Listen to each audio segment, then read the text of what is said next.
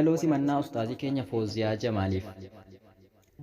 Yaa ustaazii keenya, anaa dhufu jennee nooruu ol siif kaanee, dhufa keef gammachuu otoo si bira jiraanne, kennaa haadhummaa abaaboo siif laanne, kabajamtuu namaa akka haadha ofii, siif mijatee jennaan dhuftee taamii ofii.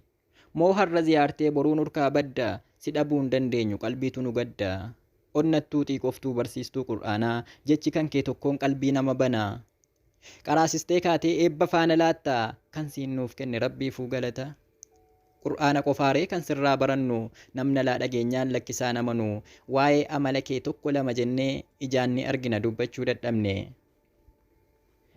Ifannaa madaamiif lola ishee dandeessee, nu barsiisaatuma kunoo har'a geesse. Guyyaa tokko tokko gaafa sitti ulfaate, otoo nuuf dhiphattuu waa'ee kee dagattee, waa'ee keenyaaf jecha madaamii lagattee, amma hoosiif ta'ee hojii nat argatte. Qalbiin ishee gogaadha, qur'aanaaf ni jiidha, moo akka ishee durii walirraa nu hidha. Ana qofaa miti kun hundaaf gaafiidha.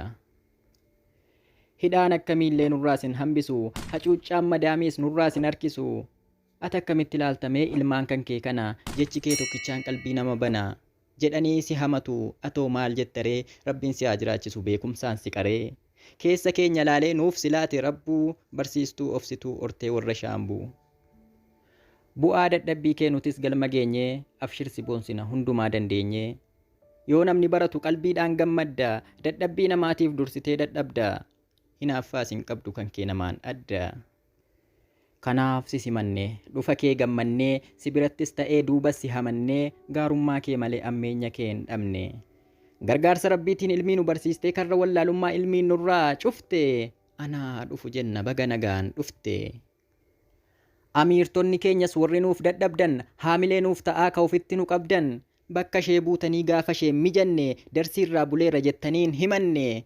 Darsii irraa bulaa nu waliin dadhabaa, ofittis nu qabaa harraan nu geessanii, baga dhufa ustaazii keessanii nagayaan geessanii.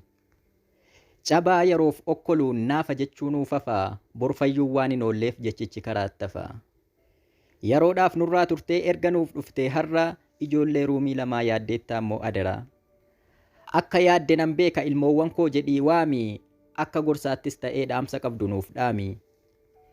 Ilmoowwan koo yoo jette umuriin hin madaalu, hundumti jaraa immoo akka haadhaattis ilaalu.